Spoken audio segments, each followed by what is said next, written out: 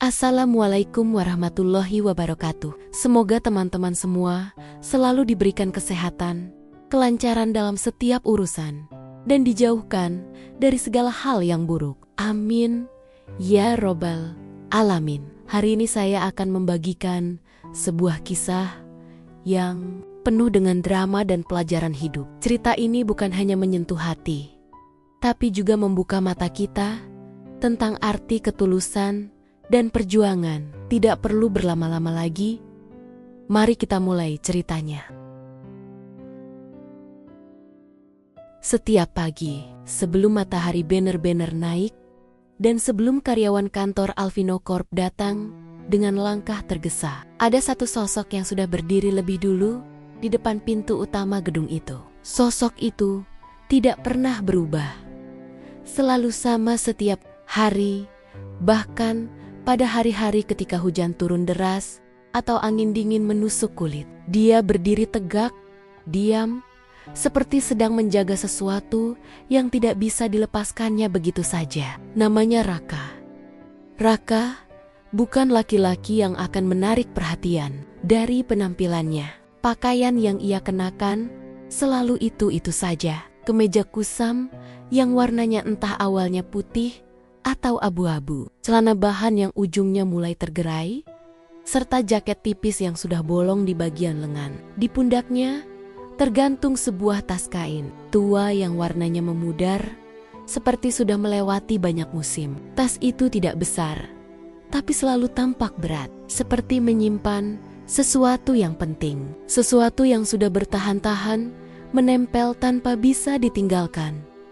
Awalnya, para karyawan yang bekerja di Alvino Corp tidak peduli. Mereka hanya melihat Raka sebagai gelandangan yang mungkin mencari tempat berteduh atau berharap belas kasihan dari orang-orang kaya yang bekerja di kantor itu. Mereka tidak pernah menegur, bahkan jarang memberi perhatian lebih. Mereka biasa berjalan cepat melewatinya sambil menunduk seolah takut disapa. Namun waktu berjalan dan keberadaan Raka justru semakin menarik perhatian, bukan karena ia membuat keributan atau mencoba menahan orang-orang yang lewat, bukan juga karena ia meminta uang atau makanan. Bukan itu, justru karena ia tidak melakukan apa-apa. Ia hanya berdiri, diam, tanpa duduk, tanpa berbicara, tanpa bergerak kecuali bergeser sedikit jika pintu perlu dibuka oleh satpam. Raka hanya menatap pintu utama kantor itu. Tatapan yang tidak mudah dijelaskan oleh kata-kata. Ada rasa takut, tapi juga kemarahan. Ada rasa marah, tetapi juga penyesalan. Ada ketegangan, tapi juga harapan yang nyaris padam. Tatapan itu seperti campuran dari semua emosi manusia yang pernah terluka, pernah kehilangan, pernah punya harapan besar, dan pernah hancur karena sesuatu yang tidak bisa ia kendalikan. Semakin hari, semakin banyak yang memperhatikannya. Karyawan-karyawan baru bahkan sempat mengira ia adalah penjaga gedung yang tidak memakai seragam. Tapi kemudian mereka sadar, orang ini tidak pernah masuk ke dalam gedung. Ia tidak pernah berbicara dengan siapapun. Ia bahkan tidak pernah terlihat minum atau makan. Jika hujan turun, ia hanya menunduk sedikit, membiarkan bajunya basah. Jika matahari panas, ia hanya mengangkat tas kainnya untuk menutupi sebagian kepala. Tapi posisinya tetap sama, berdiri menghadap pintu. Beberapa karyawan, terutama yang suka gosip, mulai membuat teori-teori liar. Ada yang bilang Raka pernah bekerja di perusahaan itu, lalu dipecat secara tidak adil, dan sekarang ia menunggu kesempatan untuk menuntut balas. Ada yang bilang, mungkin ia pernah disakiti seseorang dari kantor. Itu mantan pacar, mantan istri, atau seseorang yang punya hutang. Ada yang berpendapat bahwa mungkin Raka mengalami gangguan dan pikirannya terjebak pada satu tujuan, menunggu seseorang. Namun teori itu tidak pernah terjawab karena Raka selalu diam. Setiap kali ada yang mencoba bertanya, ia hanya menggeleng, pelan, atau tersenyum kecil yang lebih terlihat seperti permintaan maaf daripada sikap ramah. Seorang satpam Yang penasaran pernah bertanya siapa yang ia tunggu. Raka menjawab singkat, "Saya cuma ingin ketemu seseorang." Satpam itu bertanya lagi, "Kenapa tidak telepon saja?" Raka terdiam cukup lama, lalu berkata lirih, "Orang itu tidak angkat telepon dari saya." Setelah itu, ia tidak bicara lagi. Ada satu hal yang membuat orang semakin penasaran. Cara Raka menatap gedung itu tidak seperti orang yang tidak punya harapan. Matanya setiap pagi selalu mengarah pada lantai paling atas, tempat ruang kerja CO berada. Seolah ia yakin, suatu hari, entah kapan, seseorang yang ia tunggu akan muncul dari sana. Dan ketika yang lain sudah menganggapnya aneh, Raka tetap datang. Setiap hari, seolah tidak peduli orang akan menilai apa hari-hari berlalu menjadi minggu. Minggu berubah menjadi bulan. Dan Raka tetap di sana. Bahkan satpam baru yang masuk kerja pun sudah menganggap Raka bagian dari pemandangan gedung itu. Seperti patung hidup yang diletakkan di depan pintu. Namun tidak seperti patung. Mata Raka penuh cerita, penuh luka, penuh kerinduan, dan entah apa lagi yang tidak bisa diucapkan. Kadang, beberapa karyawan merasa kasihan. Ada yang memberinya sebotol air, ada yang memberinya roti, ada yang pernah memberinya uang. Tetapi setiap kali, Raka selalu berkata hal yang sama. "Terima kasih, tapi saya tidak butuh apa-apa. Saya cuma butuh bertemu seseorang." Awalnya, orang-orang menduga ia ingin bertemu salah satu manajer. Mungkin ia punya masalah pribadi. Tapi semakin lama, semakin jelas bahwa satu Satania, orang yang ia ingin temui hanyalah satu. CO perusahaan itu, Alvino Hartanta. CO kaya raya, disegani, namun terkenal, tegas, dan tidak suka diganggu urusan pribadi. Alvino adalah orang yang hidupnya dipenuhi pekerjaan dan kekuasaan. Yang terakhir akan ia lakukan adalah menyapa orang asing yang berdiri di depan pintu gedungnya. Para karyawan sering melihat cara Raka memandang mobil-mobil mewah yang keluar masuk. Setiap kali sebuah mobil hitam berhenti di depan pintu, Raka akan sedikit menegakkan badan, berharap itu adalah mobil CO. Namun ketika yang turun hanyalah manajer atau direktur lain, tubuh Raka perlahan kembali rileks dan wajahnya datar lagi. Ada satu kejadian kecil yang membuat beberapa karyawan mulai merasa curiga bahwa kedatangan Raka bukan hal sepele. Suatu sore, seorang karyawan wanita keluar kantor sambil menangis karena dimarahi atasannya. Saat dia lewat di depan Raka, air matanya turun semakin deras. Raka sempat menatapnya dan berkata pelan, "Tidak apa-apa kalau kamu sedih. Tapi jangan lama-lama. Orang yang salah tidak akan pernah jadi benar hanya karena kita diam terlalu lama." Wanita itu tertegun. Kata-kata itu terlalu dalam untuk keluar dari mulut seorang yang mereka sangka gelandangan. Beberapa hari kemudian, seorang bapek-bopak yang biasa menjual koran di dekat gedung mulai bercerita kepada satpam bahwa ia pernah melihat Raka bertahun-tahun lalu di lingkungan yang berbeda. Raka waktu itu bukan gelandangan. Ia adalah pemuda kuat yang bekerja serabutan, tapi rajin. Pernah membantu angkut barang di pasar, pernah jadi kuli bangunan, pernah jadi tukang bersih-bersih.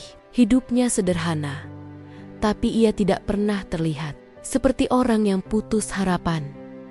Tapi sekarang, wajah itu, wajah yang dulu penuh semangat, kini tampak penuh beban. Satpam yang mendengar cerita itu semakin penasaran. Suatu pagi, ia mencoba kembali bicara kepada Raka, menanyakan apakah ia butuh bantuan. Raka menggeleng. "Saya hanya ingin bertanggung jawab atas sesuatu yang sudah lama seharusnya saya sampaikan. Saya tidak bisa pulang sebelum itu selesai." Ketika ditanya lagi tentang apa yang harus ia sampaikan, Raka hanya tersenyum samar. Bukan urusan yang sederhana, dan setelah itu, ia kembali diam.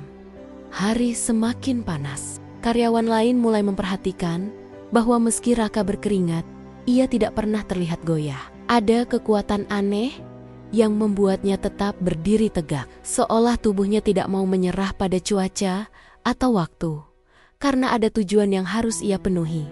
Beberapa karyawan mulai bertaruh, kapan Raka akan menyerah? Ada yang bilang seminggu lagi, ada yang bilang sebulan, ada yang bahkan berkata, Raka akan pergi jika diberi uang cukup banyak. Tapi itu semua hanya asumsi. Kenyataannya, Raka tidak bergeser sedikit pun dari tujuannya.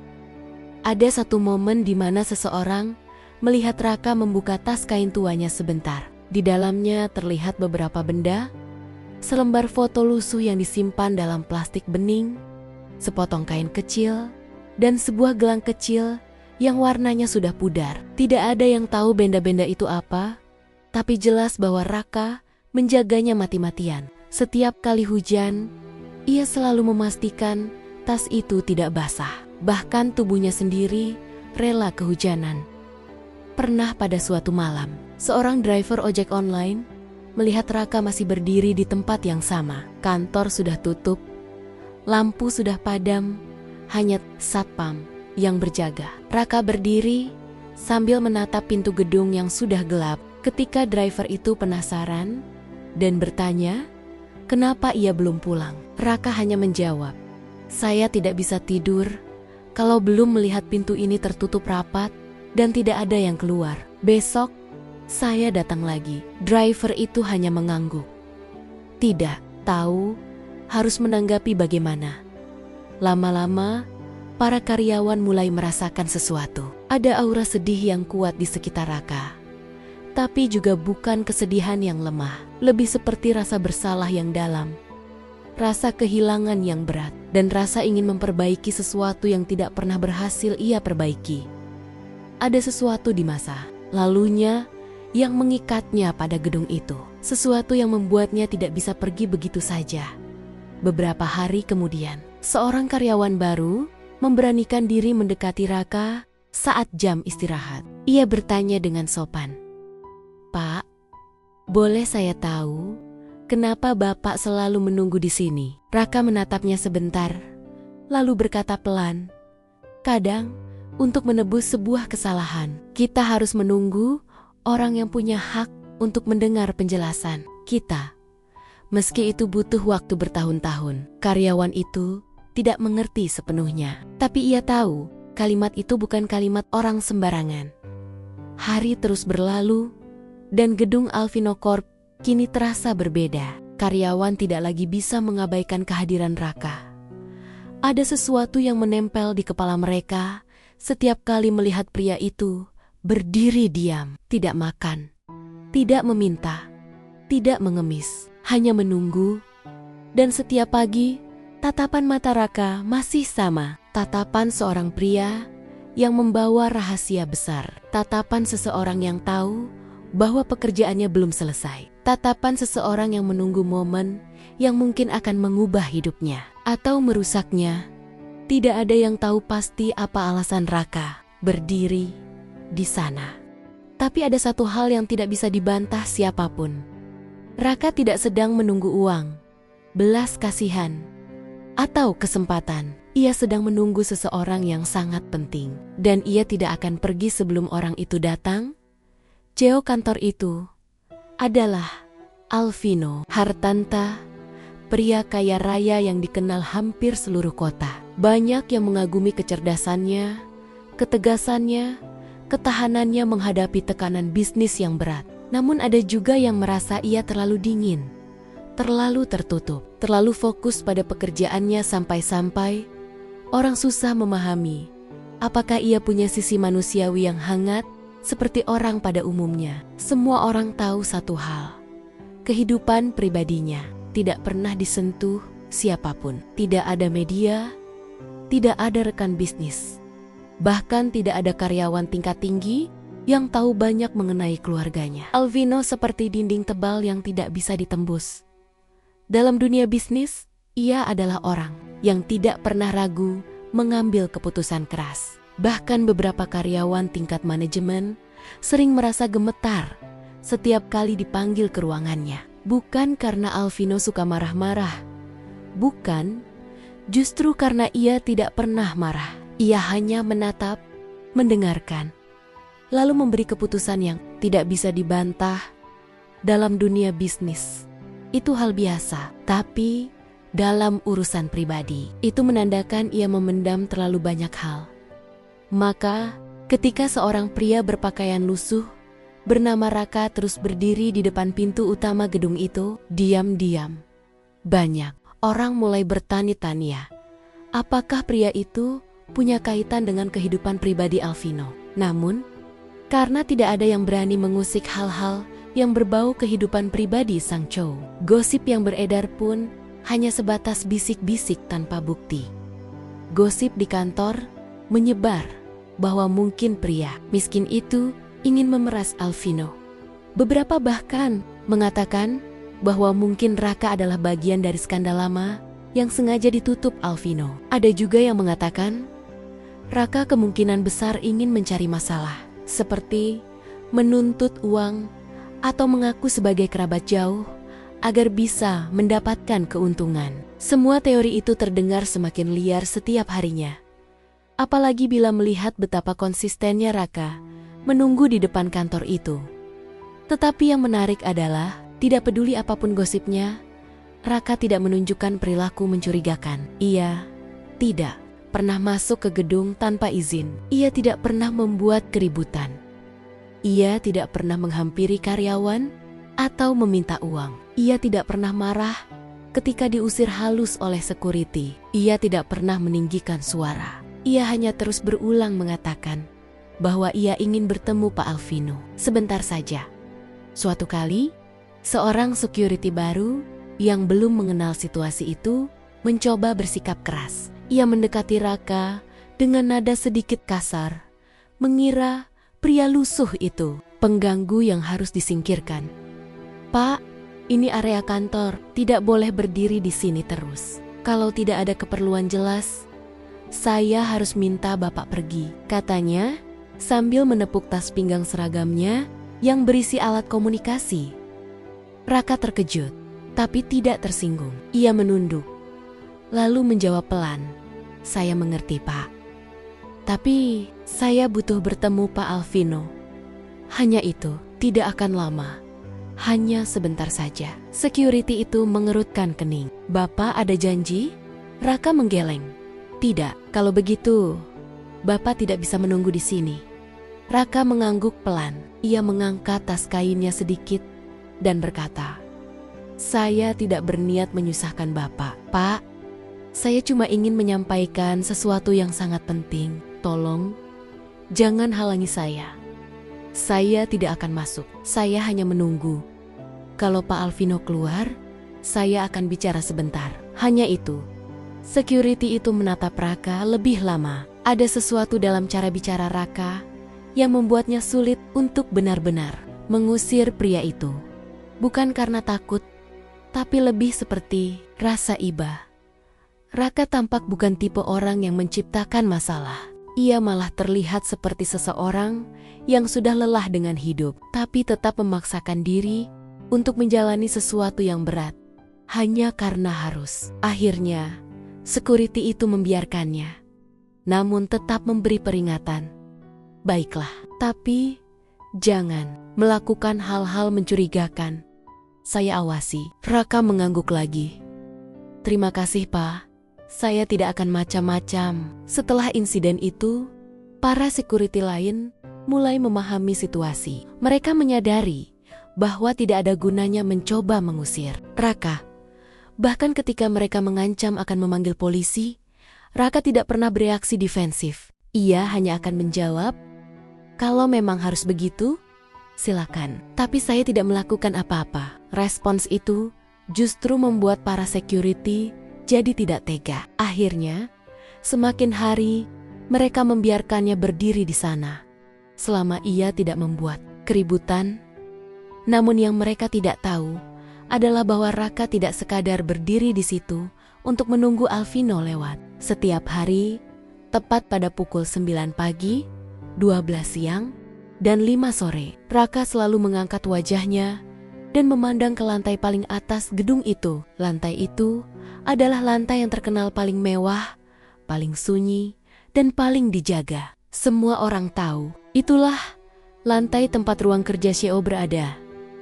Tatapan Raka ke lantai itu bukan tatapan orang yang sedang berharap mendapatkan pekerjaan atau bantuan. Itu bukan tatapan orang yang ingin memeras, menuntut, atau meminta sesuatu. Tatapan itu lebih seperti tatapan seseorang yang menunggu keajaiban yang tidak pernah terjadi. Kadang ia menatap dengan raut sedih, kadang dengan raut gelisah, kadang dengan raut yang sulit dijelaskan. Namun, selalu ia menatap dengan mata yang tampak menyimpan sesuatu yang dalam. Beberapa karyawan pernah memperhatikan itu secara tidak sengaja. Ada yang melihat dari kaca pintu, ada yang melihat dari lobi, ada yang melihat ketika sedang menunggu mobil jemputan. Mereka semua mengatakan hal yang sama. Tatapan Raka ke lantai paling atas itu seperti tatapan seseorang yang sedang berkirim pesan tanpa suara. Seolah ia berharap seseorang di sana yang tidak terlihat juga sedang memikirkan dirinya. Padahal tentu saja tidak ada alasan bagi CEO sehebat Alvino Hartanta menghabiskan waktu memikirkan orang seperti Raka. Namun tidak peduli seberapa kecil kemungkinan itu, Raka tetap menunggu. Banyak karyawan bertanya-tanya, bagaimana mungkin seseorang bisa bertahan berdiri begitu lama setiap hari. Karyawan yang tidak punya urusan pribadi saja akan merasa letih berdiri 5 menit di depan pintu gedung itu. Tapi Raka bisa berdiri berjam-jam. Hanya kadang duduk sebentar di trotoar, lalu berdiri kembali ketika ada mobil atau keramaian. Seolah tubuhnya memiliki energi khusus yang hanya muncul ketika ia berada di depan gedung itu. Seolah ada magnet tak terlihat yang menahan langkahnya agar tidak pergi. Sementara itu, Alvino sendiri tidak pernah melihat Raka secara langsung. Ia jarang menggunakan pintu depan, karena mobilnya biasanya masuk melalui akses basement yang lebih aman dan lebih nyaman. Pintu depan hanya digunakan ketika ia kedatangan tamu penting atau ketika ia ingin memastikan keadaan gedung. Namun, karena jadwalnya sangat padat, Alvino hampir tidak pernah lewat depan selama beberapa bulan terakhir. Akibatnya, meski Raka berdiri di sana setiap hari, ia tidak pernah mendapatkan kesempatan untuk melihat langsung orang yang ia tunggu. Beberapa direktur bahkan sempat bicara di pantry bahwa Raka mungkin jadi legenda kantor baru. Seperti mitos yang muncul tanpa sebab jelas. Kalau terus begini, kata seorang direktur sambil tertawa kecil, jangan-jangan anak-anak baru nanti mengira dia patung hidup yang dipasang perusahaan agar karyawan lebih disiplin, yang lain menimpali. Atau jangan-jangan dia sebenarnya bos besar yang sedang menyamar. Mereka tertawa. Padahal jauh dalam hati, beberapa dari mereka dayam-dayam merasa tidak nyaman dengan keberadaan Raka. Walau mereka tidak tahu kenapa, hari terus berlalu. Dan meski banyak teori liar bermunculan, tidak ada satupun dari mereka yang menduga bahwa alasan Raka berdiri di sana adalah sesuatu yang jauh lebih serius daripada sekadar ingin memeras atau mencari masalah. Orang-orang hanya melihat luarnya saja. Mereka tidak melihat mata Raka yang berkokak-kokak setiap kali memandang ke lantai atas. Mereka tidak tahu bahwa setiap kali matahari terbit, Raka berkata dalam hatinya, semoga hari ini dia keluar, walau sebentar. Ada saat-saat tertentu ketika gedung itu sepi, biasanya di waktu makan siang, Raka akan duduk sebentar, memijat kakinya, lalu membuka sedikit tas kainnya. Ia tidak pernah membuka tas itu sepenuhnya, hanya sedikit, seperti seseorang yang ingin memastikan isi tasnya masih aman. Banyak yang penasaran, sebenarnya apa yang ia bawa. Ada rumor bahwa isinya dokumen penting. Ada juga yang bilang isinya foto-foto lama. Bahkan ada yang bilang tas itu kosong, dan Raka hanya pura-pura menjaganya agar terlihat punya tujuan. Tapi semua itu hanyalah tebakan. Kenyataannya, Raka selalu menjaga tas itu seperti nyawanya sendiri. Bahkan ketika ada pengamen kecil yang tidak sengaja menabraknya dan hampir menjatuhkan tas itu, Raka langsung sigap menangkapnya. Seolah benda di dalam tas itu jauh lebih berharga daripada penampilannya yang lusuh. Sementara di lantai atas, Alvino menjalankan rutinitas harian yang tidak pernah berubah. Ia masuk ke kantor jam 8, duduk di ruangannya yang luas dan mewah, rapat, telepon, menandatangani berkas, bertemu klien, lalu kembali bekerja lagi hingga malam hari. Semua yang bekerja dekat dengannya tahu satu hal, jangan ganggu Alvino. Jika bukan urusan yang sangat penting, ia benci membuang waktu. Ia membenci hal-hal yang tidak efisien. Ia benci masalah pribadi. Dan ia paling benci hal-hal dari masa lalu yang tidak bisa diselesaikan. Dan tanpa ia sadari, hanya beberapa puluh meter di bawah lantai itu, berdiri seorang pria yang membawa masa lalu itu. Masa lalu yang mungkin akan mengubah seluruh hidupnya. Raka tetap berdiri di sana hari demi hari, minggu demi minggu. Tidak peduli panas atau hujan. Tidak peduli tatapan sinis atau iba dari orang-orang. Tidak peduli lelah tubuhnya atau sakit di kakinya, ia tetap di sana. Selalu menatap pintu depan, selalu berharap Alvino akan keluar suatu hari nanti. Ia sudah berjanji pada dirinya sendiri bahwa ia tidak akan pergi sampai tujuannya tercapai. Tidak ada yang tahu bahwa setiap detik yang berlalu, setiap hari yang ia habiskan di depan kantor itu, setiap tatapan matanya ke lantai atas, adalah bagian dari keberanian besar yang ia kumpulkan. Keberanian untuk menyampaikan sebuah kebenaran yang selama 16 tahun ia pendam sendiri. Kebenaran yang bisa menyembuhkan atau menghancurkan. Dan hari ketika Alvino benar-benar keluar akan segera datang. Hari itu, hujan turun deras sejak subuh. Langit kelabu menggantung rendah, seolah ikut membebani hari-hari manusia yang sedang bergelut dengan urusan hidupnya masing-masing. Jalanan di depan kantor Alvino Corp dipenuhi genangan air. Payung-payung hitam dan biru berseliweran seperti titik-titik kecil di tengah badai. Para karyawan berjalan cepat menuju pintu utama, mencoba melindungi diri dari hujan. Sebagian berlari, sebagian memegang tas atau map di atas kepala. Tetapi meski keadaan begitu kacau, satu sosok tetap berdiri di tempat yang sama seperti biasa. Raka, bajunya yang sudah lusuh, kini basah total. Rambutnya menempel di kening, wajahnya dingin, dan tubuhnya sedikit menggigil, tapi ia tidak bergerak. Bahkan hujan yang begitu deras tidak membuatnya menunduk atau berteduh. Ia hanya sesekali mengusap wajahnya dengan tangan, mengedipkan mata untuk menghilangkan air yang mengalir masuk. Tas kain tua di pundaknya, ia tahan erat dengan kedua lengan, seperti melindungi sesuatu di dalamnya dari basah. Tas itu sudah ditutup rapat dengan plastik yang ia siapkan hanya ketika hujan sangat ekstrem.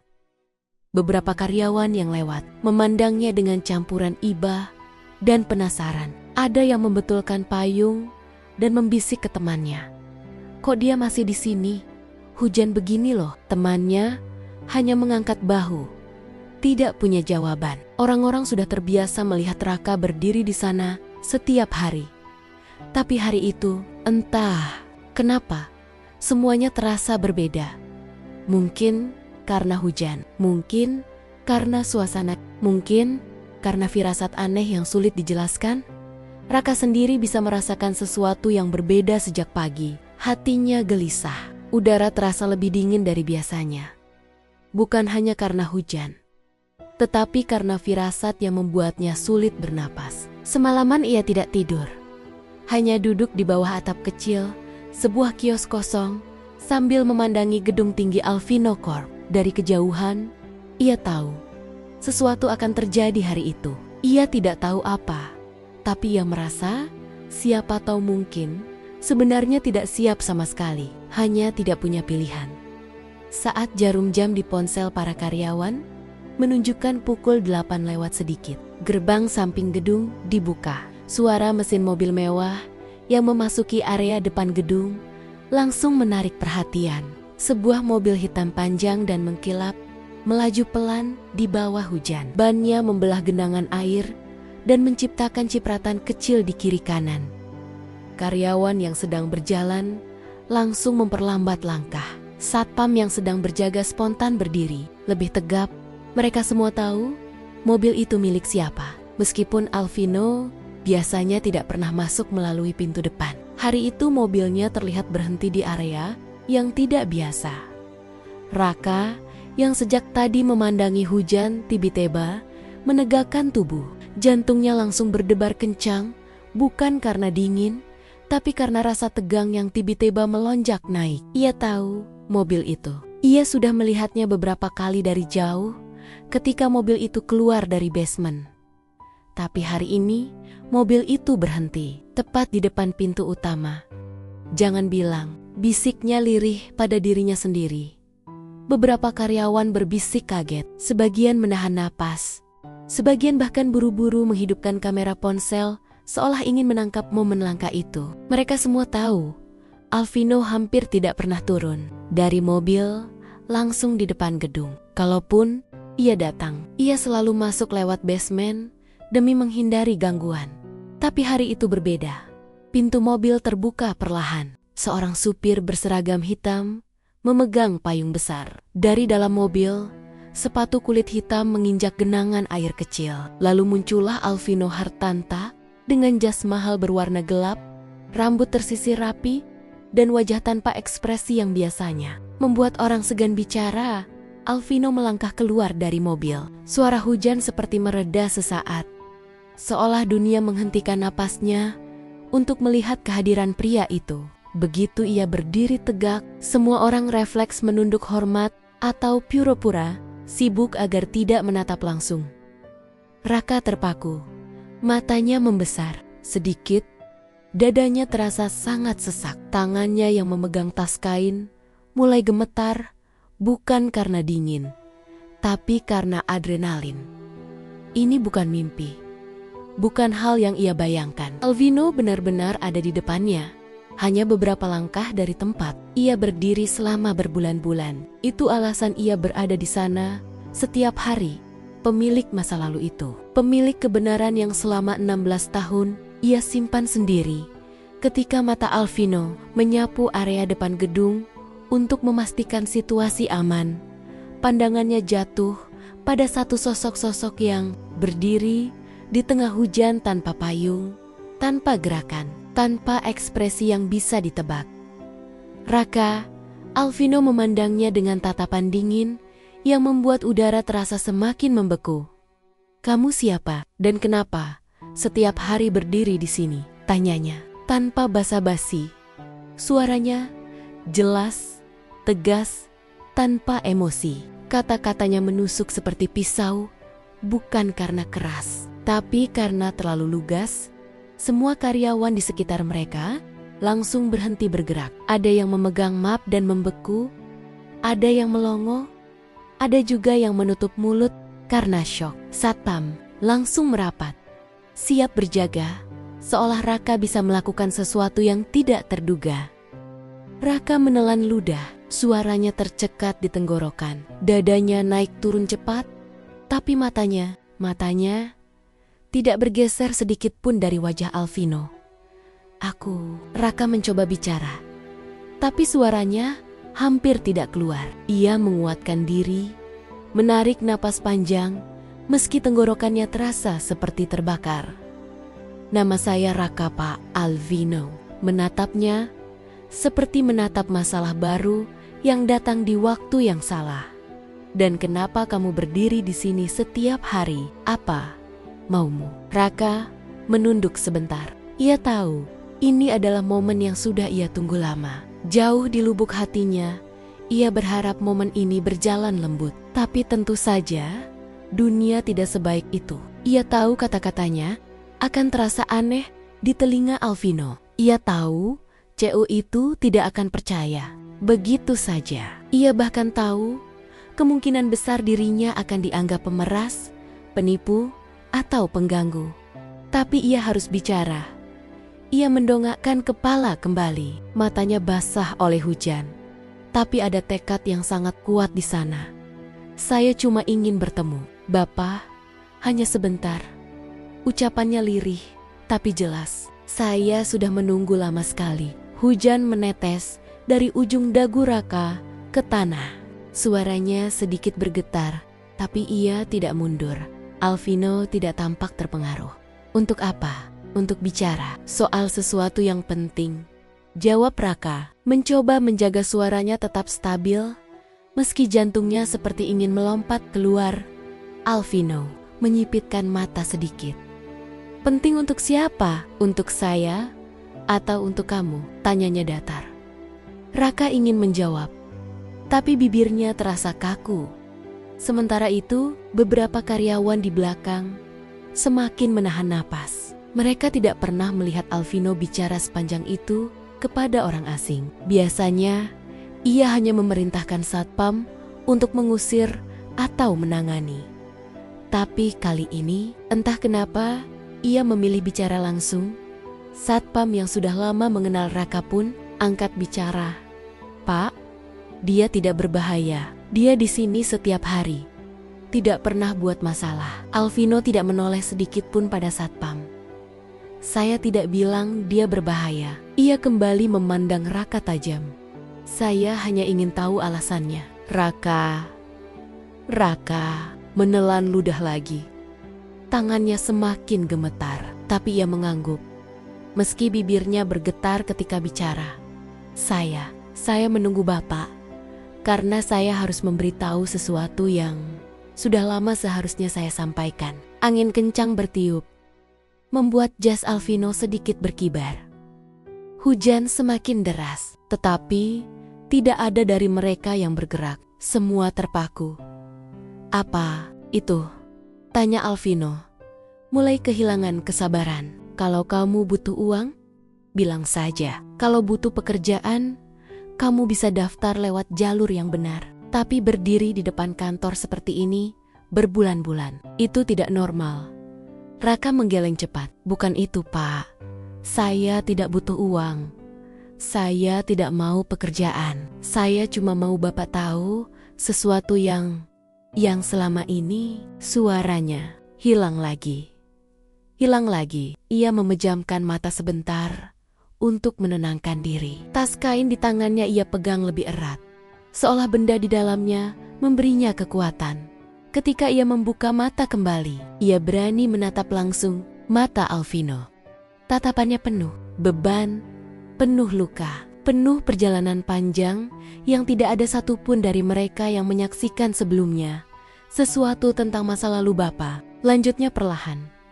Mata Alvino berubah sedikit, hanya sedikit, tapi cukup untuk menunjukkan bahwa ia tidak menyangka. Jawaban itu, masa lalu adalah sesuatu yang paling ia benci dibahas oleh orang asing, terlebih oleh seorang pria lusuh yang berdiri dalam hujan seperti ini. Apa maksud kamu? Alvino bertanya lebih pelan, tapi lebih berbahaya.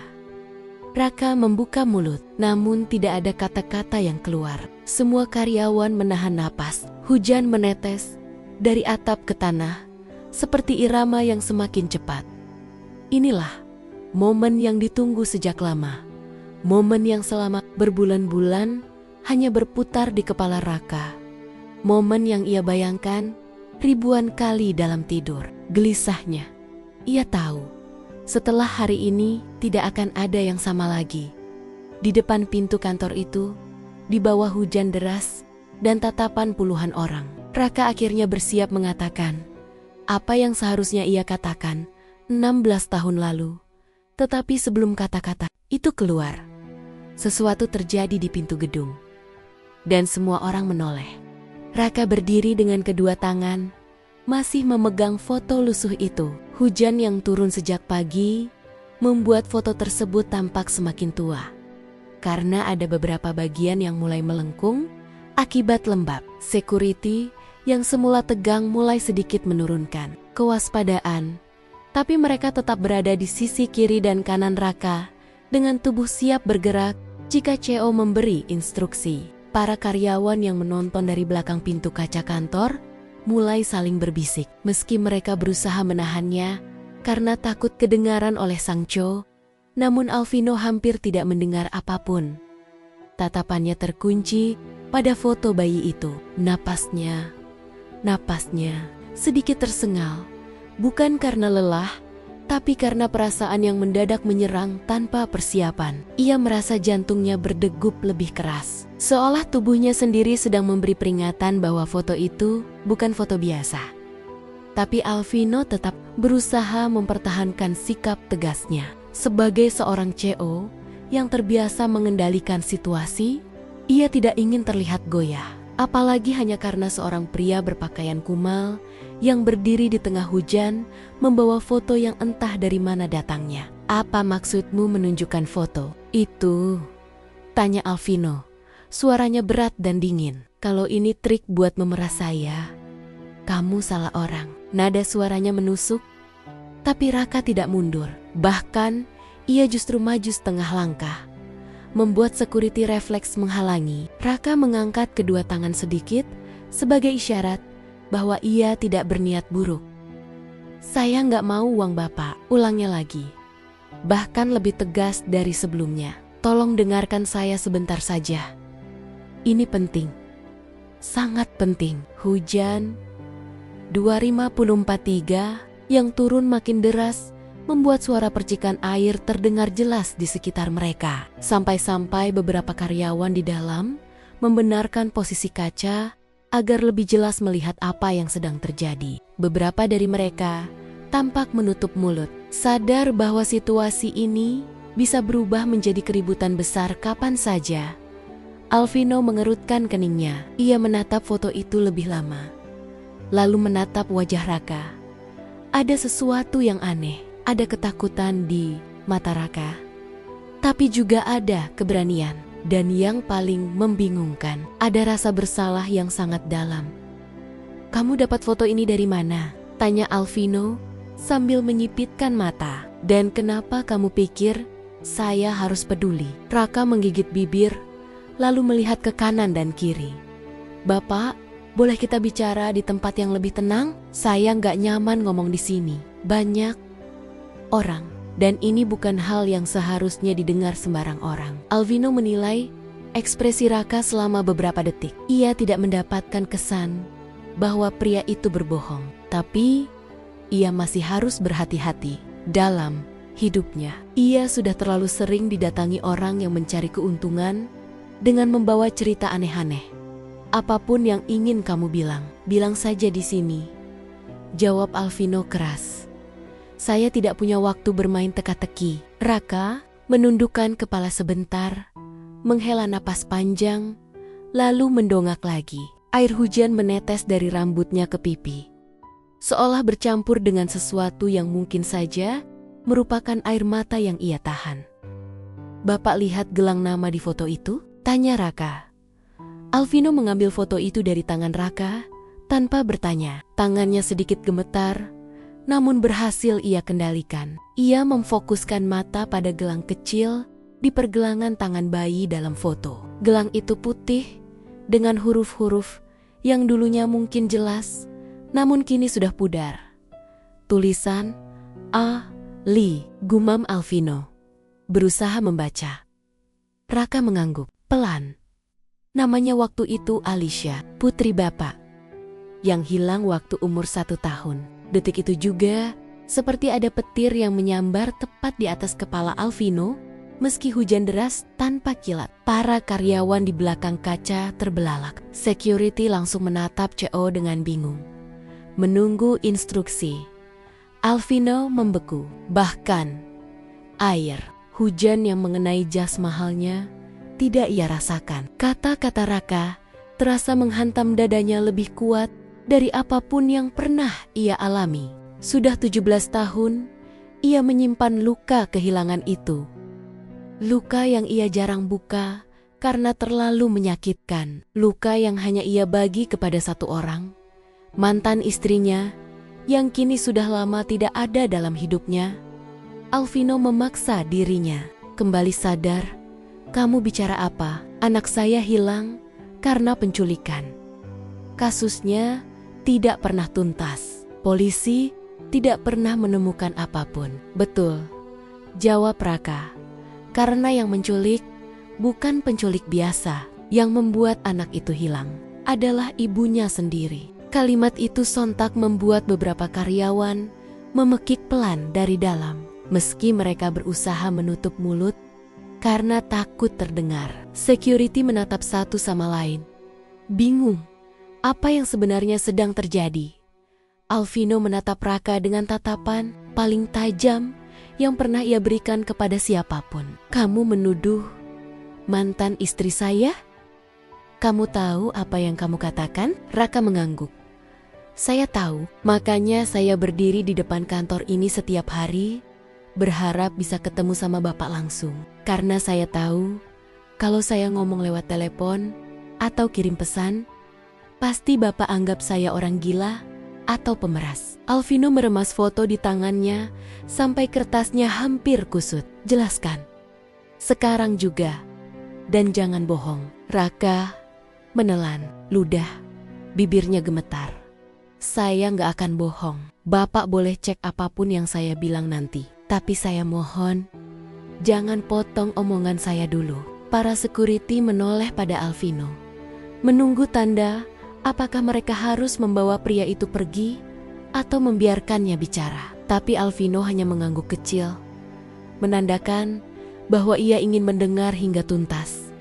Raka menarik napas panjang. Saya dulu tetangga kosnya Bu Meira, mantan istri Bapak. Alvino mengerutkan kening dengan ekspresi jijik bercampur heran. Tetangga? Kos? Waktu itu saya masih kerja serabutan, sering bantu-bantu di sekitar tempat kos. Bu Meira pindah ke sana beberapa bulan sebelum anak Bapak hilang. Dia datang membawa bayi dan bilang itu anaknya. Alvino menyipitkan mata. Tidak mungkin, Meira tidak. Bapak, tolong dengar dulu. Potong Raka dengan suara lirih tapi tegas.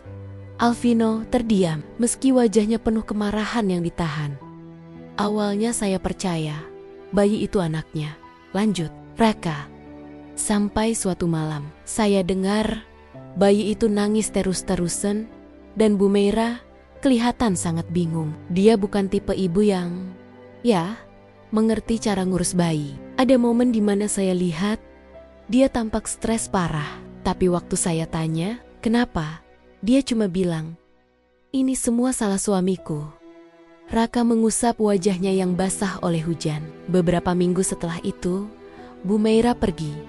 Tiba-tiba, tengah malam, dia ninggalin bayi itu di kamar dengan pintu terbuka. Dia cuma ninggalin catatan singkat. Tolong jaga dia sebentar, aku akan kembali. Tapi dia nggak pernah kembali. Para karyawan makin dekat ke kaca, menahan napas. Bahkan security sedikit melonggarkan posisi mereka karena cerita ini sudah jelas. Bukan ancaman. Ini adalah sesuatu yang jauh lebih besar. Saya tunggu. Lanjut Raka. 1 hari, 2 hari, seminggu, sebulan, tapi Bu Meira tidak pernah kembali. Saya panik, saya bingung mau lapor polisi. Tapi saya takut dianggap penculik. Saya cuma orang miskin, Pak. Saya nggak punya kekuatan apa-apa. Saya cuma ikut nyari tahu siapa keluarga bayi itu. Tapi Bu Meira nggak pernah meninggalkan petunjuk. Raka menatap foto lusuh itu dengan mata berkaca-kaca. Gelang itu satu Satania yang bayi itu pakai. Saya simpan bertahun-tahun. Sampai akhirnya saya dapat petunjuk kalau Bu Meira pernah punya suami kaya, seorang CEO bernama Alvino. Alvino tersentak. Tunggu, maksud kamu bayi itu anak saya selama ini bersama kamu?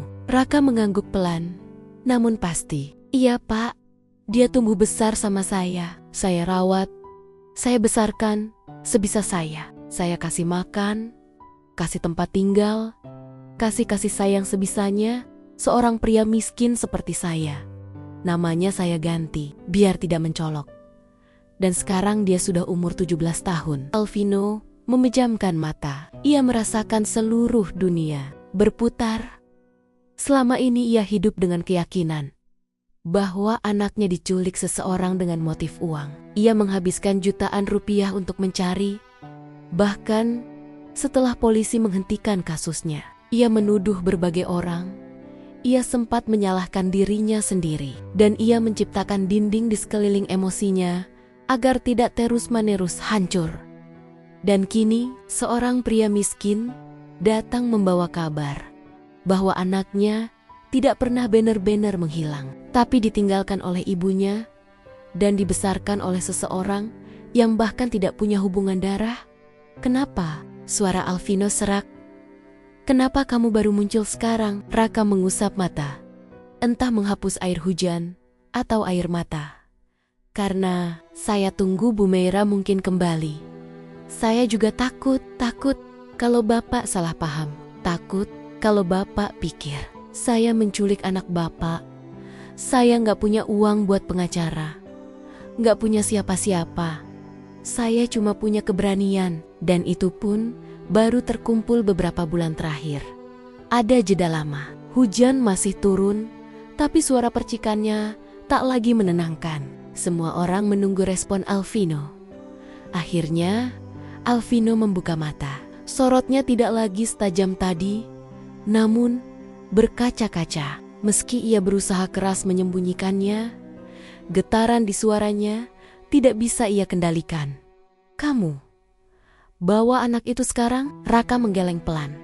Saya nggak berani bawa dia ke sini dulu. Saya takut ini terlalu tiba-tiba buat dia. Dan saya Tatompar takut. Reaksi Bapak. Alvino mencengkeram foto itu erat, seolah itu adalah satu-satunya pegangan yang membuatnya tetap berdiri. Apa dia tahu kalau dia bukan anak kandungmu? Tanya Alvino. Raka menunduk. Belum. Saya selalu bilang sama dia kalau saya nemuin dia waktu kecil. Tapi saya belum bilang siapa orang tuanya. Saya takut dia marah. Takut dia ngerasa saya bohong. Tapi yang paling saya takut, dia diambil dari saya tanpa saya sempat jelasin apa-apa. Jawaban itu membuat dada Alvino terasa sesak. Ia tahu pria itu tidak bohong. Ia tahu ketakutan seperti itu hanya muncul dari seseorang yang benar-benar peduli. Dalam diam itu, Alvino merasakan sesuatu yang berbeda dari rasa marah yang semula ia siapkan. Ada rasa kehilangan yang muncul kembali, rasa sakit, tapi juga rasa syukur aneh yang tidak bisa ia jelaskan, karena jika cerita Raka benar, berarti seseorang telah menjaga anaknya selama 17 tahun. Bukan untuk keuntungan, tapi dengan ketulusan. Alvino mengambil napas panjang, menahan gejolak emosinya. Saya harus bertemu dia. Hari ini. Raka terkejut. Hari ini, Pak. Saya nggak yakin dia siap. Saya sudah menunggu 17 tahun. Jawab Alvino. Suaranya pelan, tapi penuh tekad. Saya tidak akan menunggu sehari lagi. Raka menggigit bibir. Saya mengerti, Pak. Tapi izinkan saya jelasin dulu semuanya sama dia. Tolong, jangan datang tiba-tiba. Dia anak yang sensitif. Dia baik, tapi dia gampang panik. Saya nggak mau dia ngerasa ditinggal atau diperebutkan. Alvino menatap Raka lama sekali. Kemudian, untuk pertama kalinya sejak mereka bertemu, ia mengangguk perlahan. Baik, ucap Alvino. Tapi, besok kau antar dia ke tempat yang saya tentukan. Raka menghela napas lega, meski wajahnya masih tegang. Saya akan usahakan. Saya cuma mohon, jangan bikin dia takut. Alvino tidak menjawab. Ia menatap foto bayi itu lagi. Begitu lama, hingga tangannya sedikit bergetar. Lalu tanpa berkata apa-apa kepada siapapun, ia berjalan masuk ke dalam kantor, meninggalkan semua orang dalam kebingungan yang sama. Security, karyawan, bahkan Raka hanya bisa memandang punggungnya yang basah oleh hujan, namun tetap tegak. Namun sebelum Alvino benar-benar masuk ke lobi, ia berhenti sejenak. Ia menoleh sedikit, hanya cukup untuk dilihat Raka. Karena sudah merawatnya, hanya itu, satu kalimat pendek, tapi cukup membuat Raka menutup mulutnya yang hampir bergetar. Ia membungkuk sedikit, bukan karena diminta, tapi sebagai bentuk penghargaan. Hari itu, hujan masih turun deras, tapi bagi Raka, hujan itu terasa seperti titik awal dari badai yang lebih besar. Raka berdiri di hadapan Alvino dengan wajah pucat, seperti seseorang yang membawa beban bertahan-tahan, dan akhirnya harus memikulnya di depan orang yang paling berhak mengetahui kebenaran itu. Pria miskin itu meremas kain tas tuanya, tak sanggup menatap langsung ke mata Cho yang kini dipenuhi emosi campuran antara kemarahan, kaget, dan penolakan. "Pak, saya yang nemuin anak Bapak dulu," ulang Raka dengan suara lirih, namun mantap. Waktu itu dia masih umur setahun. Dibuang, ditinggalkan begitu saja sama ibunya. Suasana di depan gedung Alvino Corp menjadi sunyi seketika. Bahkan hujan yang turun pun seolah meredup. Para karyawan menahan napas. Sebagian masih syok karena cerita pada bab sebelumnya saja sudah luar biasa gila, dan kini Raka justru memperjelas sesuatu yang jauh lebih menyakitkan. "Apa maksud DM?"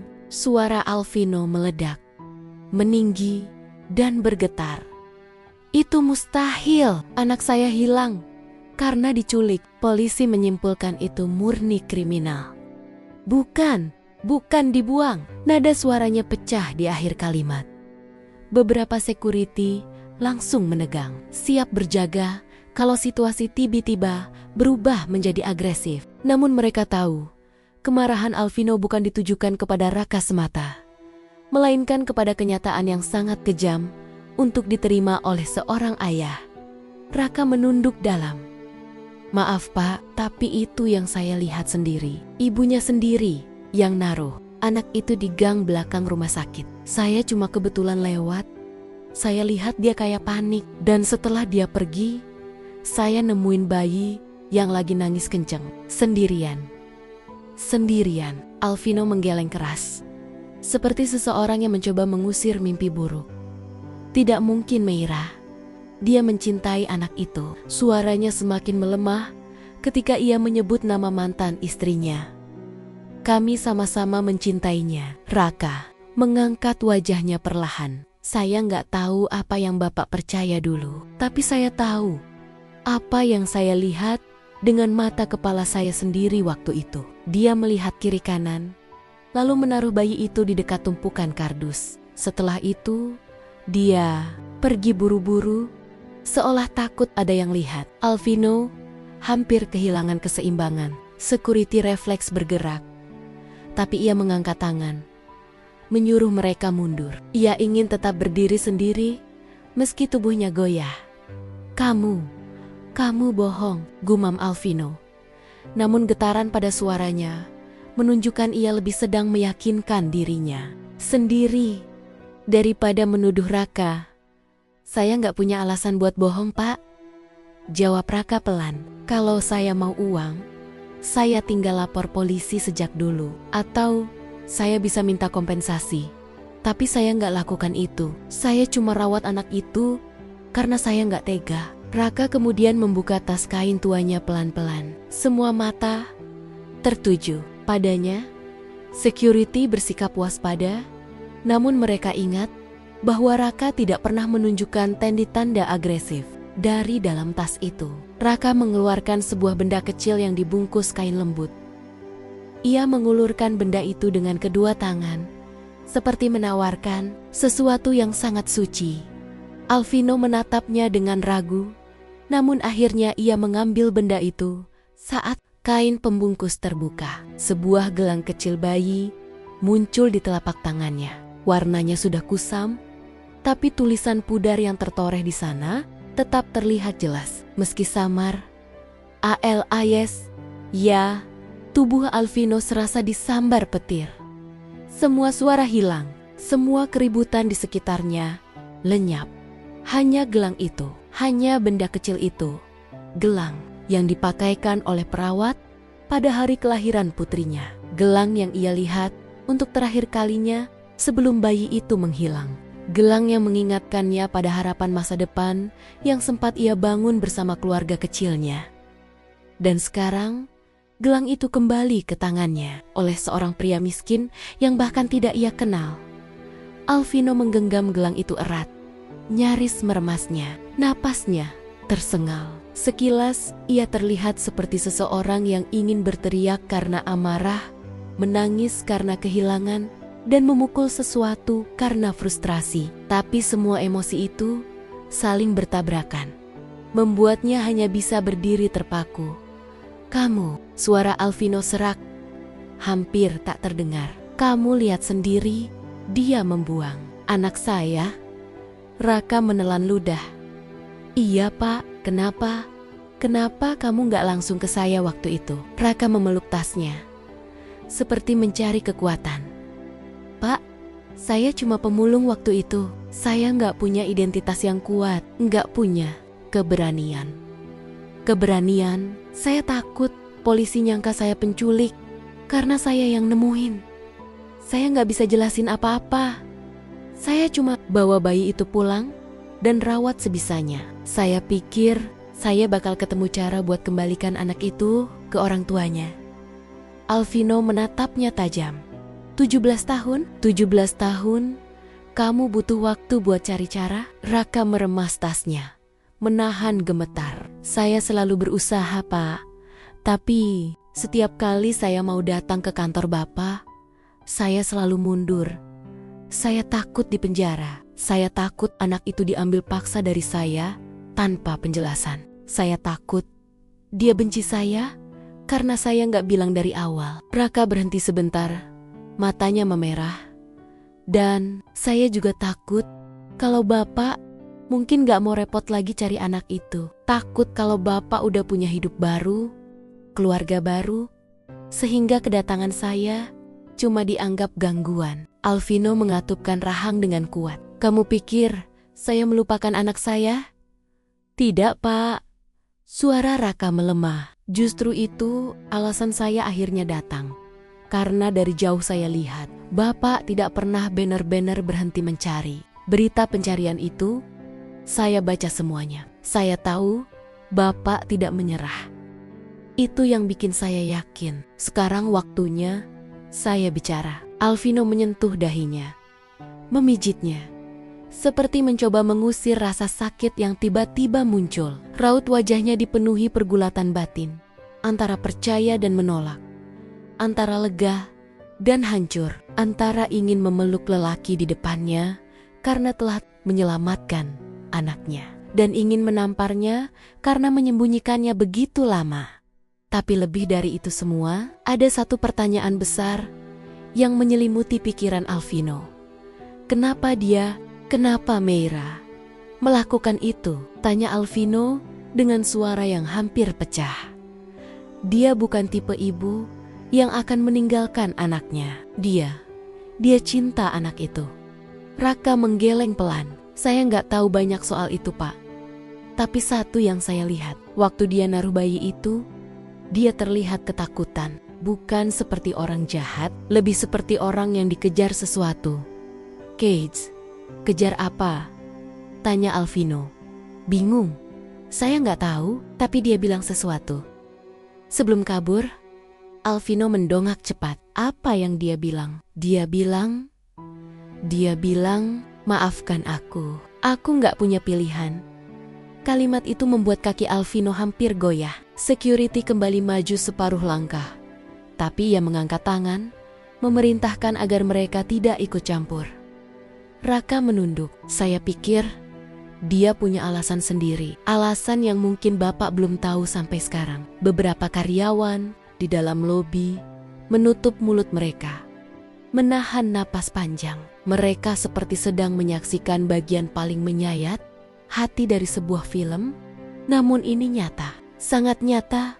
Alvino memejamkan mata. Kenangan tentang Meira, mantan istrinya, berputar di kepalanya. Mereka pernah bahagia, Mereka pernah tertawa bersama. Mereka pernah memperjuangkan kehidupan kecil yang mereka bangun. Tapi setelah anak itu hilang, Meira berubah jauh, dingin, dan penuh luka. Ia ingat sesuatu yang dulu tidak ia pahami. Beberapa bulan sebelum anak hilang, Meira sering menangis di kamar. Ia menjadi paranoid, sering ketakutan, dan mengatakan bahwa ia merasa diawasi. Namun Alvino dulu mengira itu hanya stres pasca melahirkan, atau sekedar kecemasan biasa. Mereka bertengkar karena itu, dan jarak di antara mereka semakin besar. Apakah itu sebabnya?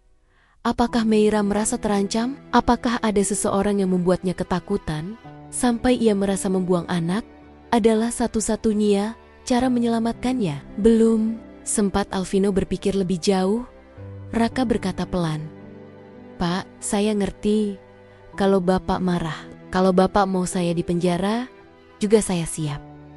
Tapi tolong, dengarkan dulu semua, karena ini lebih rumit dari apa yang Bapak kira." Alvino menatapnya. Napasnya berat. "Apa maksudmu lebih rumit?" Raka menatap langsung ke mata Alvino. Sorotnya tajam, tapi penuh ketulusan. Karena bukan cuma Bu Meira yang terlibat. Beberapa karyawan langsung menutup mulut. Shock. Alvino terbelalak.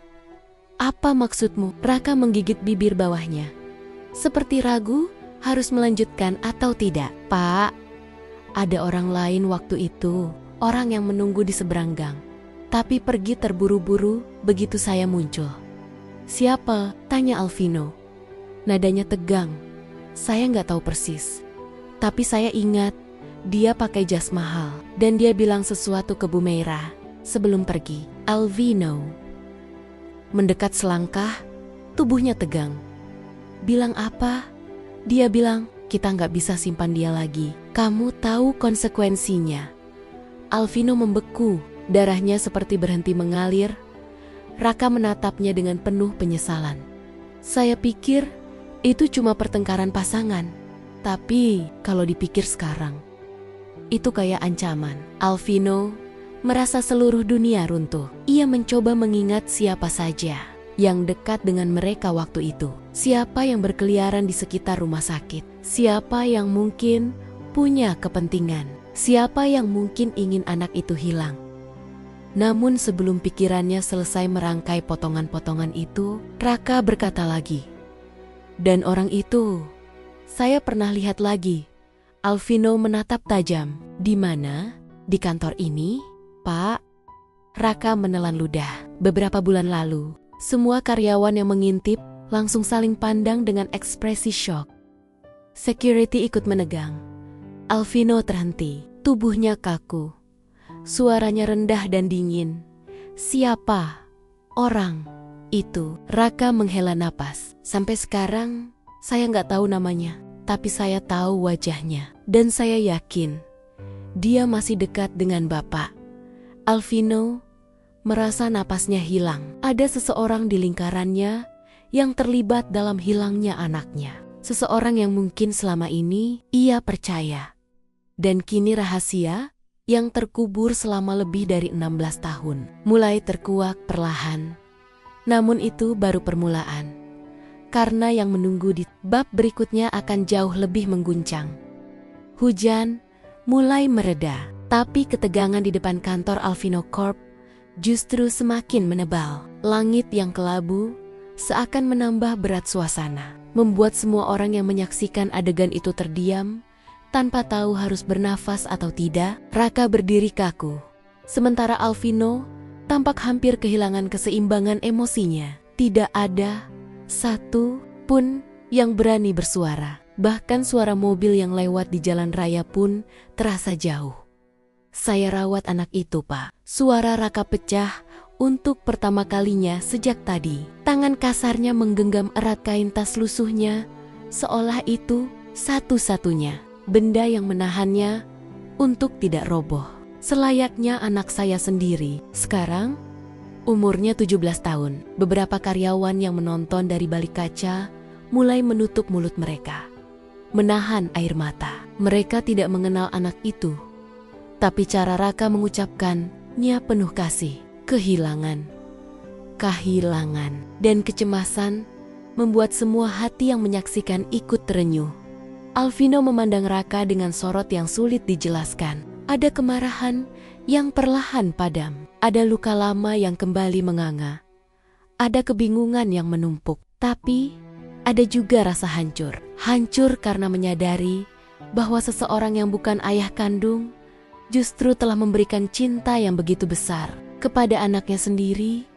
Tak ada satupun kata yang keluar dari bibir Alvino. Ia hanya berdiri di sana, menunggu penjelasan berikutnya dari Raka yang terlihat semakin gugup sebelum meninggal. Raka menghela napas panjang. Seakan kata itu sendiri sudah cukup menyakitkan. Mantan istri bapak pernah saya lihat. Saya ketemu dia. Nggak sengaja, dia kelihatan seperti orang yang sedang bersembunyi atau mungkin melarikan diri dari sesuatu. Alvino merasakan tekanan di dadanya semakin kuat. Meira, gumamnya lirih. Raka menatap Alvino, lalu menunduk lagi. Dia bilang waktu itu, dia mau memperbaiki hubungannya sama bapak. Makanya, dia buang anak itu. Dia pikir kalau bapak kehilangan anak kalian, bapak bakal hancur dan cuma dia yang bisa nenangin. Biar bapak balik ke dia. Alvino tertegun, tubuhnya berkedut halus. Seperti seseorang yang baru saja ditampar oleh kenyataan yang paling kejam. Kamu serius? Tanyanya dengan suara bergetar, matanya merah. Raka tidak menjawab dengan kata-kata. Ia hanya mengangguk pelan, dan itu jauh lebih menyakitkan daripada jawaban verbal apapun. Alvino menatap kosong ke depan, lalu mundur 2 langkah. Security refleks maju selangkah.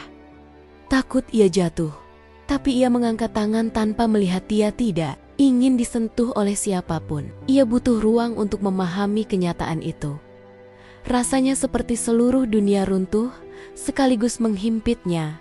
Meira, wanita yang dulu ia cintai dengan seluruh hidupnya. Wanita yang ia nikahi dengan harapan membentuk keluarga bahagia. Wanita yang ia percaya takkan pernah menyakiti anak mereka.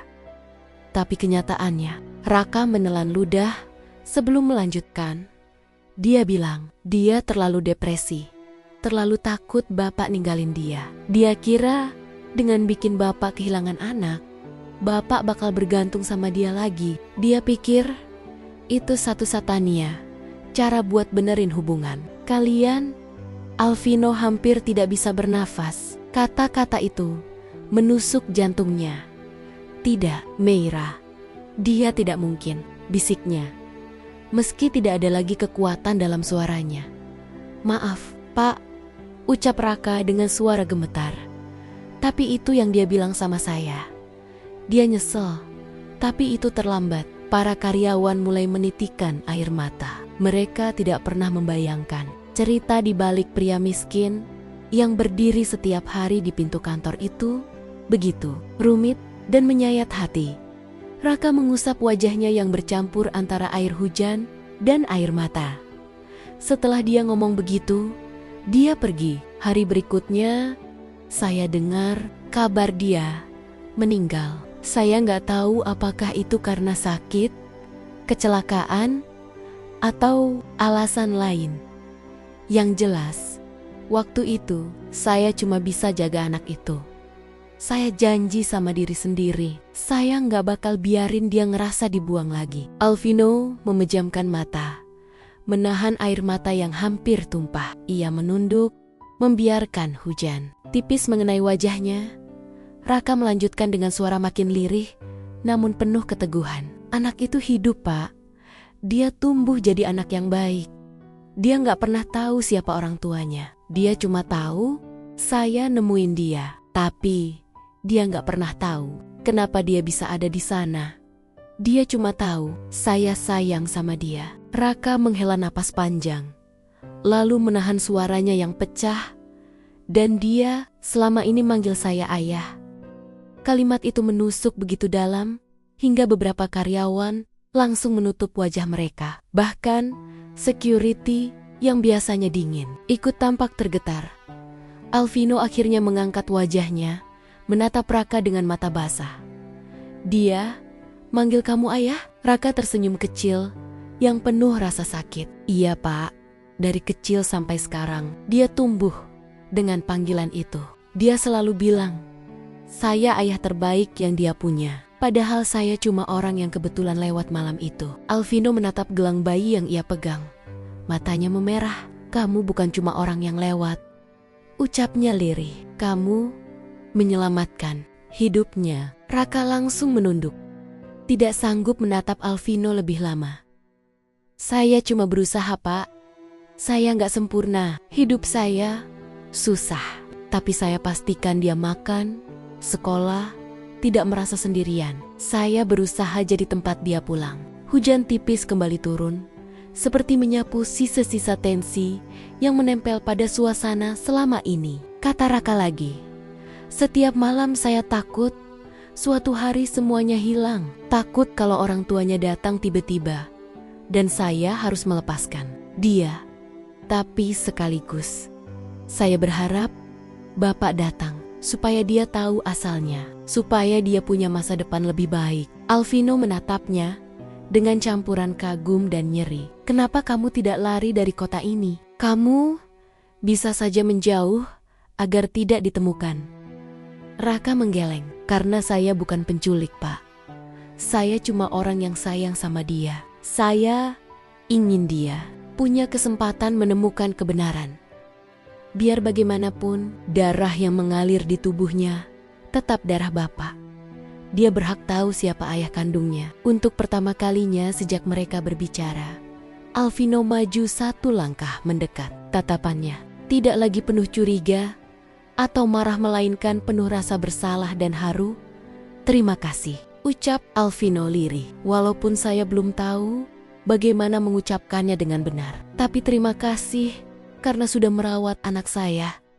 Terima kasih karena tidak meninggalkannya." Raka memejamkan mata. Itu pertama kalinya ada seseorang berterima kasih padanya atas sesuatu yang selama ini ia pikir hanya kewajiban hatinya. Setelah beberapa saat, Alvino kembali menatap gelang bayi itu. "Dia bagaimana sifatnya?"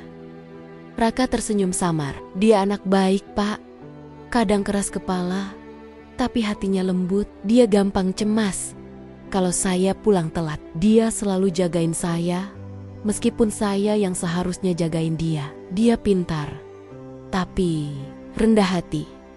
Dia suka bantu orang lain tanpa mikir dua kali." Suara Raka mulai pecah lagi. Dia tumbuh tanpa tahu dia punya ayah kandung kaya raya. Tanpa tahu dia bukan anak saya. Tapi dia tidak pernah mengeluh soal hidup miskin yang kami jalani. Alvino menahan napas. "Dia mirip saya." Raka tertawa kecil, getir namun hangat. "Justru itu yang bikin saya yakin dia anak Bapak. Cara dia marah, cara dia senyum, bahkan cara dia berjalan. Dia mirip sekali. Kadang saya sendiri takut kalau dia sadar dan nanya kenapa wajahnya beda sama saya." Alvino memegangi dadanya, merasakan sebuah rasa asing yang begitu kuat, campuran bahagia, sedih, bangga, dan menyesal. "Kapan saya bisa menemuinya?" tanya Alvino. Suaranya hampir berbisik. Raka menghela napas panjang. "Besok, kalau Bapak mau. Tapi tolong jangan datang sebagai CO.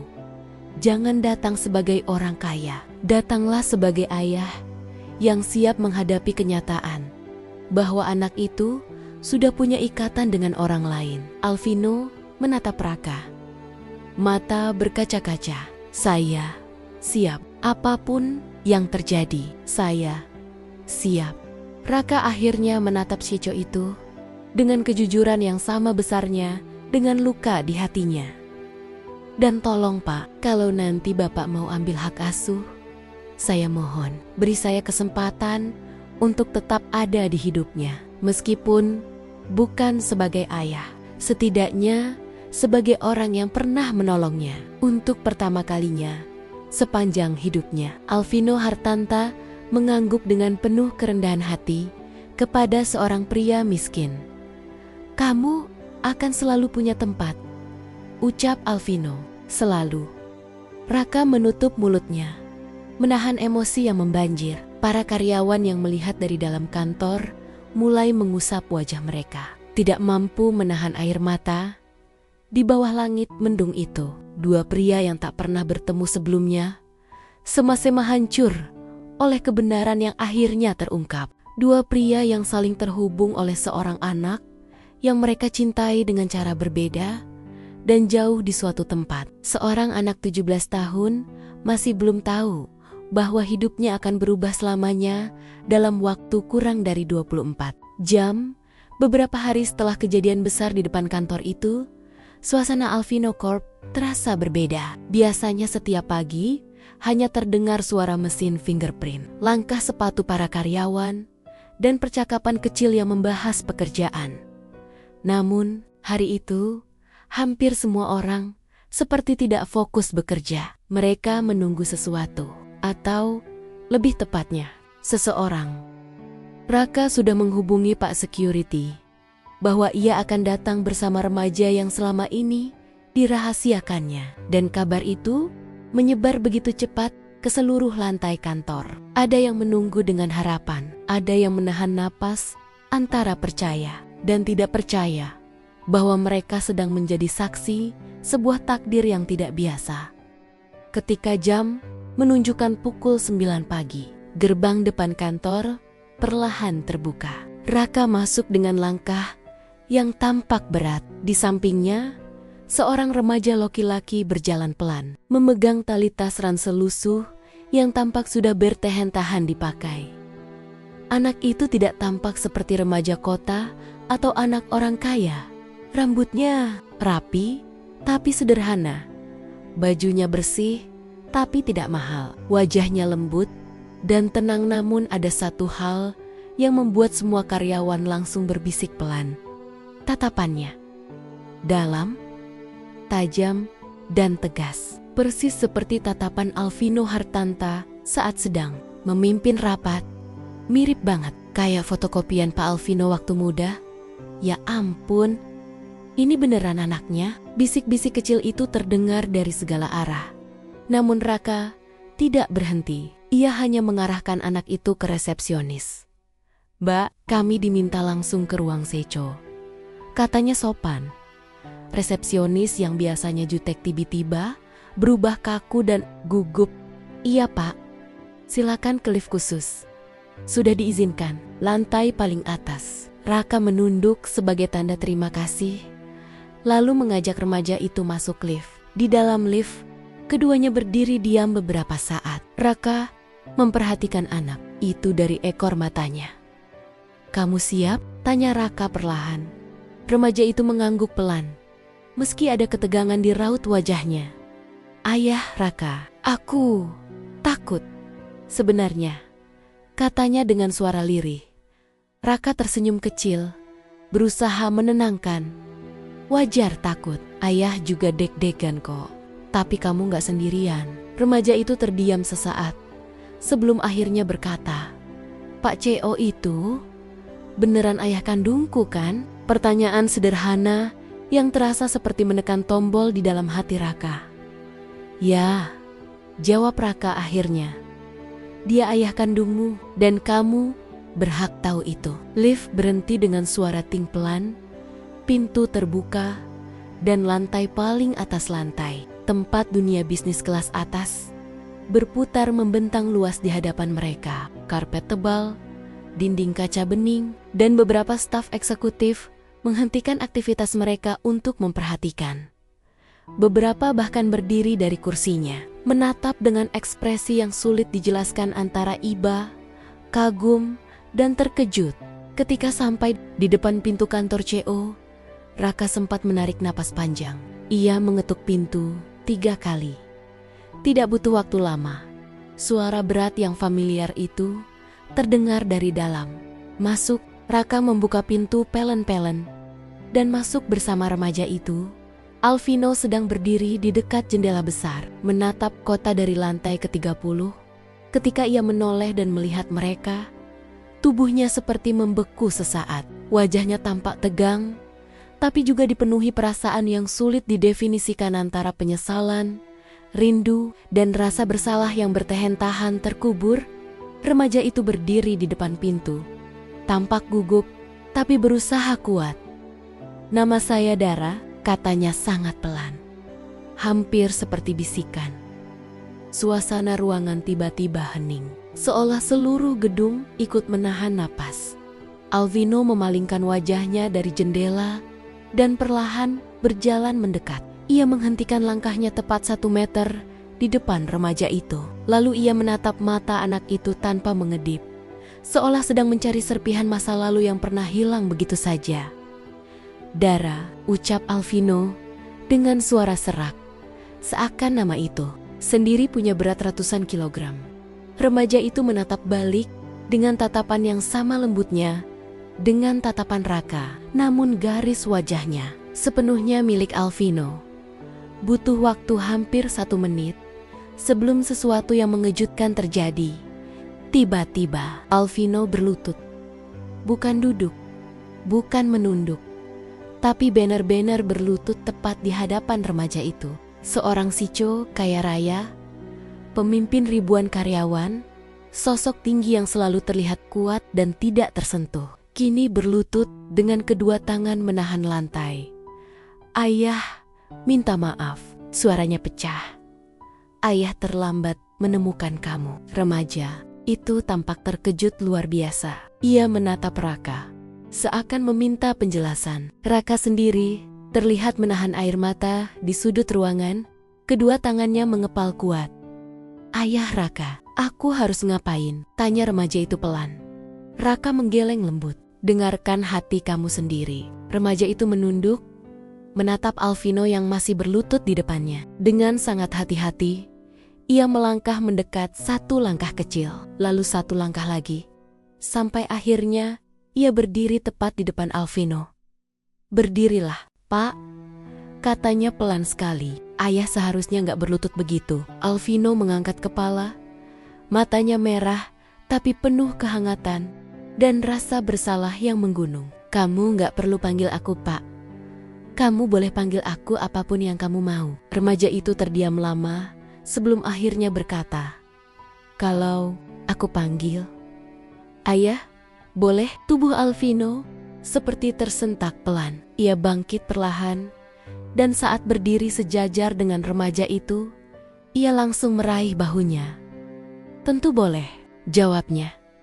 "Itu kehormatan yang bahkan aku pikir nggak akan pernah kudapat lagi." Raka menutup mulutnya dengan tangannya sendiri. Ia tidak siap melihat adegan itu.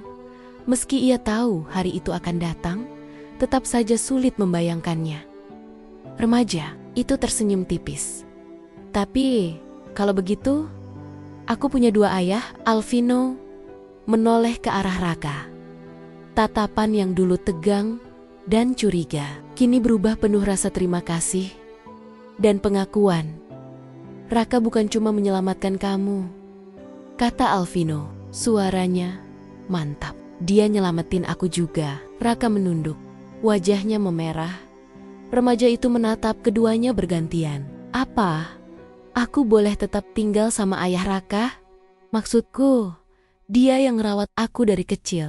Aku sayang dia." Alvino mengangguk tanpa ragu. "Tentu boleh. Aku nggak akan ambil kamu dari siapapun." Raka langsung mengusap matanya, mencoba menyembunyikan air mata yang jatuh 1 demi 1. "Maaf ya, saya cengeng," katanya pelan. Alvino berjalan mendekat dan menepuk bahu Raka.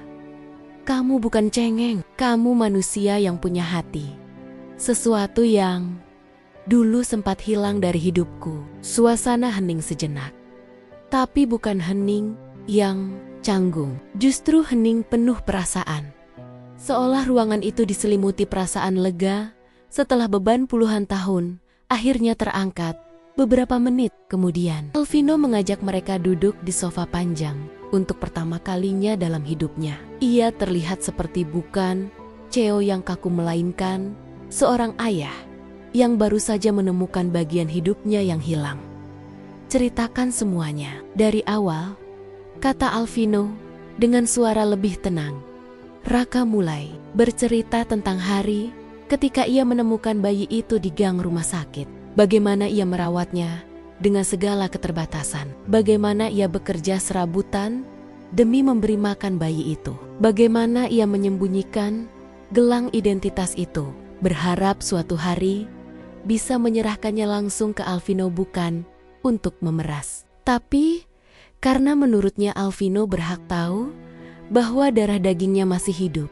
Selama Raka bercerita, Alvino beberapa kali menutup wajah dengan kedua tangannya, entah karena terkejut, marah pada masa lalu, atau menahan tangis.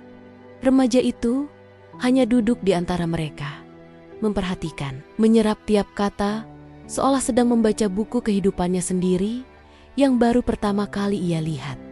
Ketika cerita selesai, Alvino menarik napas panjang. "Aku salah besar," katanya pelan. "Selama ini aku pikir anakku diculik.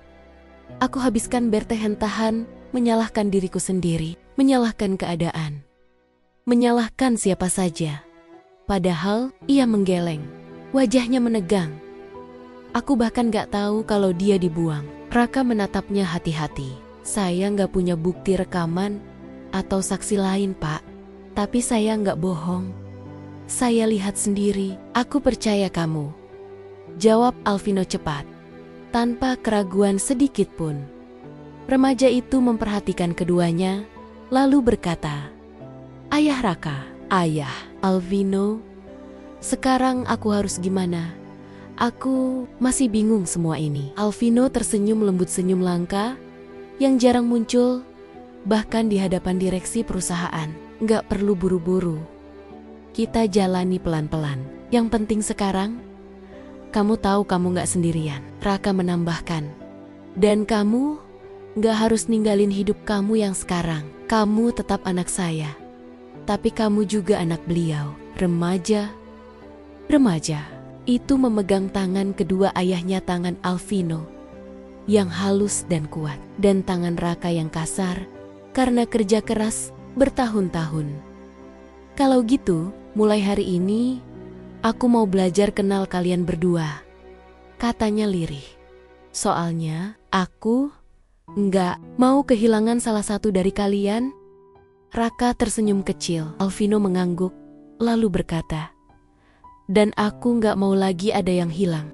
Di luar ruangan itu, beberapa staf yang lewat sempat melihat pemandangan tiga orang itu duduk bersama di sofa cokaya yang biasanya dingin. Pria miskin yang dulu hanya berdiri di depan kantor, dan remaja yang menjadi penghubung dua dunia yang sangat jauh. Tidak ada yang tahu persis apa yang mereka bicarakan selanjutnya. Tapi satu hal jelas, sejak hari itu, seluruh kantor berubah cara memandang hidup. Karena mereka menyaksikan sendiri sesuatu yang tidak bisa dibeli dengan uang, jabatan, atau kekuasaan. Kebenaran, keluarga, dan pengorbanan seorang pria miskin yang berdiri diam selama berbulan-bulan demi mempertemukan dua hati yang pernah terpisah oleh masa lalu kelam. Dan sejak hari itu pula, tidak ada satupun orang di Alvino Corp yang berani meremehkan seseorang hanya dari penampilannya. Karena mereka kini tahu, kadang orang yang tampak paling biasa justru membawa cerita terbesar dalam hidup seseorang. Ya, dan itulah cerita hari ini. Terima kasih sudah menyimak cerita ini sampai akhir. Jika teman-teman suka dengan ceritanya, jangan lupa untuk like, share, dan subscribe agar channel ini bisa terus berkembang dan menghadirkan cerita-cerita menarik lainnya. Kalau teman-teman berkenan, silakan jawab salam di kolom komentar ya, agar kita bisa saling mendoakan dalam kebaikan. Wassalamualaikum warahmatullahi wabarakatuh.